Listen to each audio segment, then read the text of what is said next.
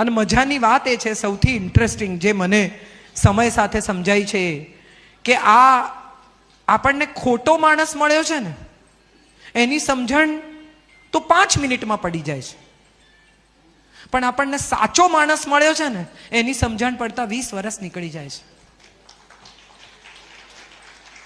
પ્રેમ થતા થતા વર્ષો નીકળી જાય ત્યારે સમજાય કે અરે યાર આ તો આ એ માણસ છે જે તાવ હતો ત્યારે ચા બનાવીને લઈને મારી બાજુમાં ઊભો હતો. એ બી વુમન્સ ડે નો અવોર્ડ જ છે.